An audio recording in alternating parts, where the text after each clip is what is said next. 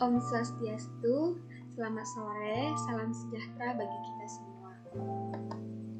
Di sini saya akan membawakan pembelajaran tentang klasifikasi materi dan perubahannya.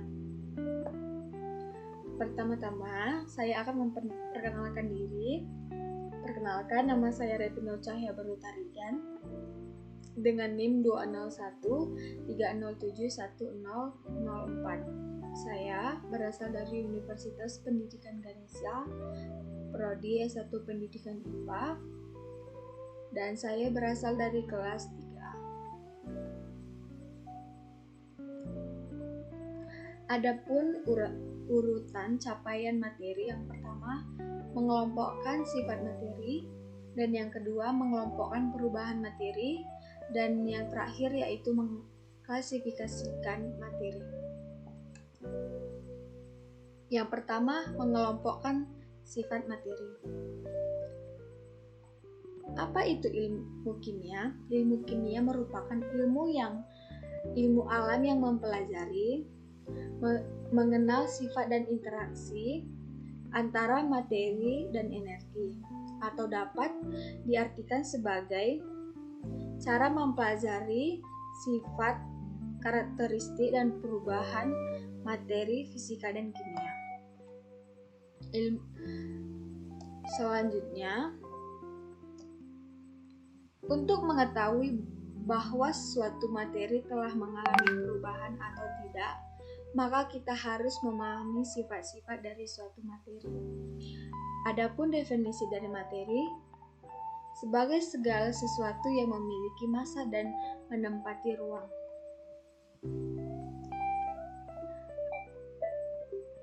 Pengelompokan sifat materi ada 3 berdasarkan bentuk. Yang pertama padat, kedua cair, ketiga gas. Pertama kita akan membahas tentang padat. Bentuk dan volumenya tetap selama tidak ada pengaruh dari luar. Pada cair, bentuknya selalu berubah sesuai dengan tempatnya. Volume zat cair adalah tetap. Dan pada gas, baik bentuk dan volumenya tidak tetap dan akan mengisi seluruh ruangan yang ditempatinya. Selanjutnya, ada materi yang kedua, yaitu mengelompokkan perubahan materi.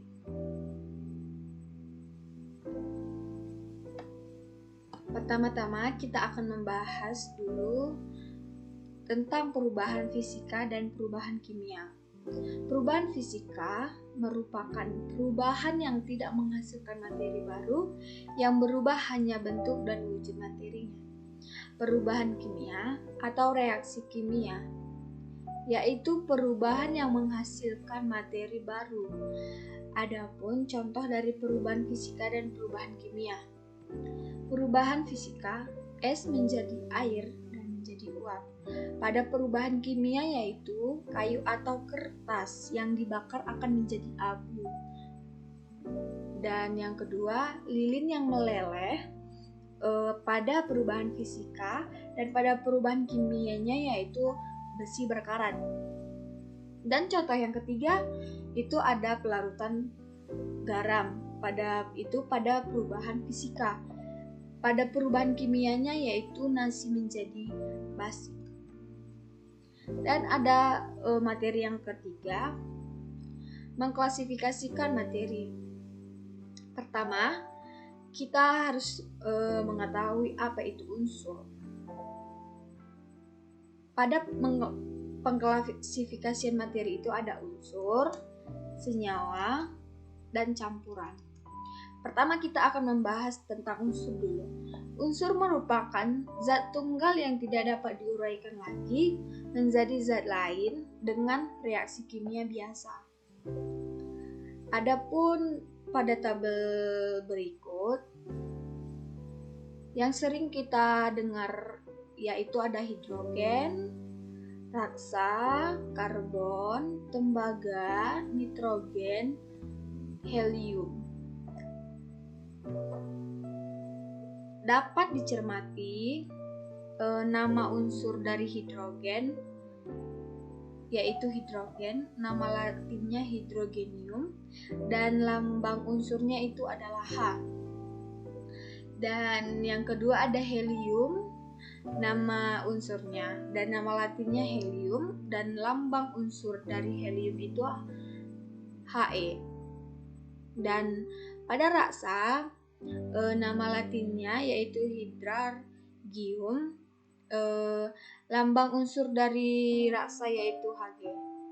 Pada karbon yang nama latinnya ada carbonium, lambang unsur dari karbon itu C. Dan selanjutnya ada tembaga, nama latin dari tembaga adalah caprum, yang dimana lambang unsurnya adalah Cu. Dan yang kedua yaitu adalah senyawa. Senyawa merupakan gabungan dari beberapa unsur yang terbentuk mulai reaksi kimia. Misalnya ada 2 atom hidrogen dengan 1 atom oksigen dapat bergabung membentuk molekul air atau H2O.